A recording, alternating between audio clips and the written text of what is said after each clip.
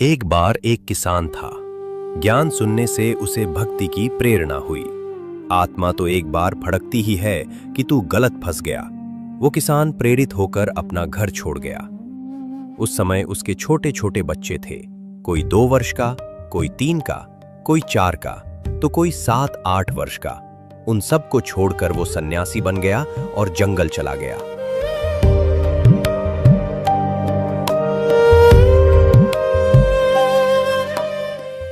वहां जंगल में उसे एक गुरु मिल गया। उन गुरुओं को पता होता है कि ये जो आज प्रेरित होकर आया है, कुछ दिनों में वापस न फंस जाए।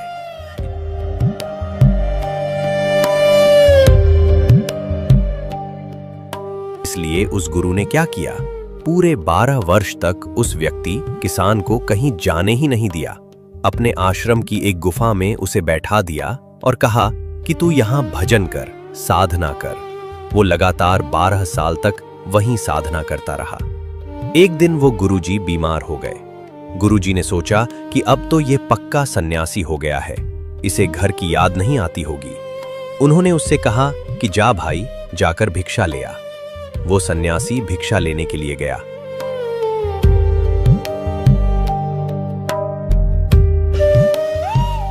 तभी एक माई भिक्षा डालने के लिए आई।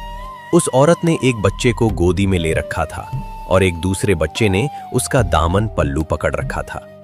जैसे ही उस औरत ने भिक्षा डाली, उन बच्चों को देखकर उस सन्यासी के मन में एकदम अपने बच्चों की याद आ गई। वो सोचने लगा, मैं छोटे छोटे बच्चों को छोड़कर आया था।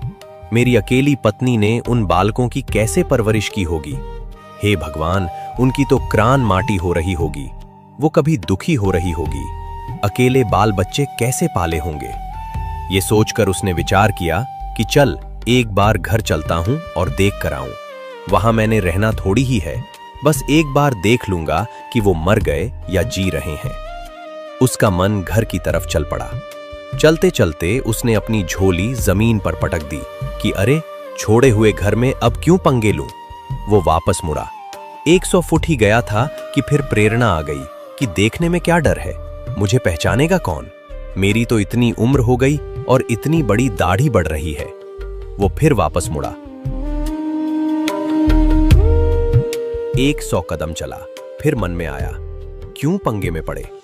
अंत में उसने सोचा कि मैं खेतों में जाकर दूर से देख आऊंगा, फसल में छुपकर देख लूंगा। क्योंकि किसान थे, बच्चे सारे खेत में ही जाते होंगे।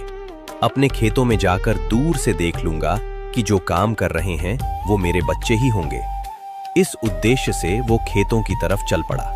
अब जहां खेतों में वो जा रहा था, वहां उसकी पत्नी और उसका छोटा भाई अपने अपने खेतों में काम कर रहे थे। उसके छोटे भाई की नजर पड़ गई। उसने 1 किलोमीटर दूर से ही आते हुए उस बाबा जी को देख लिया। उसकी चाल से उसने पहचान लिया कि ये तो मेरा भाई है। उसने अपनी भाभी से कहा, मेरा भाई आ गया। भाभी कहने लगी, मजाक न करा कर, तुझे तो सारी बातें मजाक लगती हैं। देवर ने कहा, मैं सच कह रहा हूं, वो आने लग रहा है। देख, बिल्कुल उसकी चाल है। भाभी बोली, आ जाएगा तो टिकेगा कहाँ? पहले भी तो चला गया था, फिर चला जाएगा। उसका भाई बोला, कतई नहीं जाने दूंगा। इसका ऐसा काम कर दूंगा, तू बस थोड़ा सा सहयोग दे दे मेरे को। भाई ने योजना बनाई। मैं तुम्हारे खेत में जो शीशम का पेड़ है, जो सरहद से 5 से 10 फुट अंदर तुम्हारे खेत में है, मैं उसे कुल्हाड़ी से काटने लगूंगा। तू शोर मचा देना और कहना कि मेरी शीशम ना काटे। देख, सरेआम धक्केशाही कर रहा है। आज मेरा धनी कोई ना, इसलिए तू ऐसा कर रहा है। वो होता तो तू क्या शीशम काट लेता मेरी? उसने ये सारा पाखंड रच दिया। अब वो बाबा जी पूरी स्पीड से आ रहा था। उसने देखा कि भाई मेरे खेत में तो रोला हो रहा है। वहां कुछ बड़ी बड़ी फसल थी। वो उस फसल में घुस गया और छुप कर बैठ गया। उसने देखा कि ये तो मेरी पत्नी है और वो मेरा भाई है। वो नजदीक जाकर बैठ गया। उसने देखा कि भाई शीशम को काटने लग रहा है। पत्नी लड़ रही है, रो रही है। वो कह रही है, तू धक्केशाही कर रहा है, मेरी शीशम क्यों काटे? मेरा आज आदमी कोई ना, इसलिए तू ऐसा जुल्म कर रहा है मेरी गली। ये सुनते ही उस बाबा जी के अंदर की ममता ने एकदम अंगड़ाई ली। वो उठा और चिल्लाया, अकेली नहीं है, मैं भी आ लिया। वो सन्यासी खेत में कूद गया। भाई ने अनजान बनते हुए पूछा, तू कौन है भाई, कहां जा रहा है? बाबा जी बोला, मैं तेरा भाई हूं और ये मेरा खेत है। भाई ने कहा, तेरा दिमाग खराब है? मेरा भाई ऐसा ना था, उसके दाढ़ी मूछ नहीं थी, तूने भेष बिगाड़ रखा है। बाबा जी ने सोचा, भाई ऐसे बात नहीं बनेगी, ये दाढ़ी मूछ ही दुखी कर रही है, मैं पहचान में नहीं आ रहा। वहां खेतों में किसी दूसरे हाली के बाल काटने के लिए एक नाई गया हुआ था। बाबा जी वहां पहुंच गए। उसने नाई का नाम लेकर बोला, अरे फलाने, तू जाने मने? नाई बोला, ना भाई बाबा जी, तन्ने क्यों जानो। बाबा जी ने अपना असली नाम बताया और कहा, अरे नाश हो गया, मेरा भाई सरेआम धक्केशाही कर रहा है, मेरी शीशम काटे है।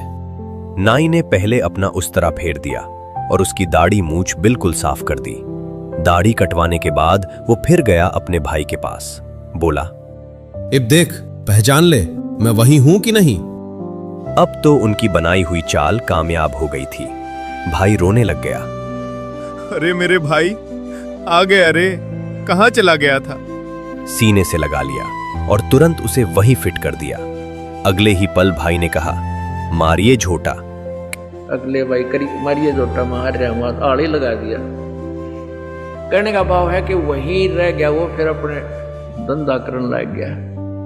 तो परमात्मा कहते हैं, मन के मारे बन गए और बन तज बस्ती माँ, और कह कबीर के करो मन तय मान लेना। तो इस भगवान काल ने, ब्रह्मा विष्णु महेश के पिता ने हमारे को इतना जबरदस्त जकड़ रखा है, जीव के बस का नहीं। ये तो परमात्मा कबीर देव आवे, ये ज्ञान समझावे है, यो ज्ञान समझ में आवे प्राणी के, तब इसकी यहां से जड़ हल है। एक भस्मागिरी नाम का एक तपस्वी था, तमोगुण शिव की साधना करता था और भगवान शिव के गेट के सामने धरना धर दिया। ऊपर को पैर, नीचे को शीश करके सिरासन पर 12 वर्ष खड़ा रहा। एक दिन पार्वती के प्रार्थना से भगवान शिव से कहा पार्वती जी ने कि आप तो देवों के देव हैं, महादेव हैं, आपका भगत क्या मांगता है, इसको देव यहाँ से चलता करो, इसको समय सुबह सुबह माथे लग गई हो यहाँ पर। भगवान शिव ने कहा कि बोल भाई भस्मागिरी क्या मांगता है। भस्मागिरी ने कहा कि आप वचनबद्ध हो जाओ प्रभु, तब मांगू। शिव जी ने कहा वचनबद्ध हो गया बच्चा, मांग क्या मांगता है। वो खड़ा हो गया, फिर तो छोड़ दिया सिरासन, सीधा खड़ा हो गया। कहने लगा भगवान आप ये भस्म कड़ा दे दो। भगवान शिव जी के पास एक भस्म कड़ा था, हाथ में पहन रखा था, और कोई भी किसी की तरफ ऐसे करके उसके सिर पे करके नू कह दे भस्म, वो भस्म हो जाता था। इसका खूब पता था भस्मागिरी ने। अब उसने किस लिए तपस्या की थी भगवान शिव जी की कि पार्वती को तो पत्नी बनाऊंगा, भस्म कड़ा लेकर शिव जी ने मारूंगा। जो ही भगवान शंकर ने वो कड़ा निकाल कर दे दिया कि ले बच्चा। भगवान शिव ने न सोचा था यो जंगल में रहता है, अपनी रक्षा के लिए लेता होगा राक्षसों से। भगवान शिव ने ये भी ना पता था तेरा दुश्मन है, भगत नहीं। हाथ में कड़ा आते ही कहने लगा ओले शंकर होशियार, तुझे मारूंगा, पार्वती को पत्नी बनाऊंगा। अब जो तेवर बदले दिखे श्री भगवान शंकर जी ने, तमोगुण शंकर ने, और अपने पुजारी की से के, तो भगवान शिव जी ने वहां से फिर कका उठा दिया, 100 की स्पीड पकड़ दी, भाग लिए जोरते। पीछे पीछे भस्मागिरी, आगे आगे भगवान, पाछे पुजारी, आगे और भगवान, और उनका सांग लिकट रहा वहां पे। अब कहते हैं फिर विष्णु रूप में परमात्मा आए, पार्वती रूप में, और उसको कहा भस्मागिरी डट जा, क्यों भाग रहे हो? आप मेरे लिए ही तो प्रयत्न कर रहे हो, रुक जाओ कि पहले मैंने इसका काम कर लेने दे, फिर रुकूंगा। भस्मागिरी कहता पहले शंकर न मार लो फिर बात करूंगा तेरे से। पार्वती रूप में भगवान ने कहा कि देखो आपके पास भस्म कड़ा है, वो आपके पास निकट थोड़ा आ सकता है, और आप आओ मेरे साथ, कुछ बैठेंगे बातें करेंगे। वो डट गया, रुक गया। तो फिर वो कहने लगी डांस करके दिखा मुझे। भस्मागिरी कहता मैं तो तपस्या करनी आदमी हूं, मैंने डांस तो ना करना, तक ना डांस तक करके दिखाना पड़ेगा, तब मैं प्रसन्न होंगी। तो उन्होंने बोला, करने लग गया डांस कि मैं बताती हूँ ऐसे करो ऐसे करो, नो करके अर्जुन से हाथ में कड़ा था वो सिर पर करवा लिया, और कर ऊपर और कर। जब ऊपर आ लिया, जब ने कह दिया भस्म, वो भस्मागिरी मर गया, भस्मासुर कहलाया। फिर उसके बाद वो राक्षस।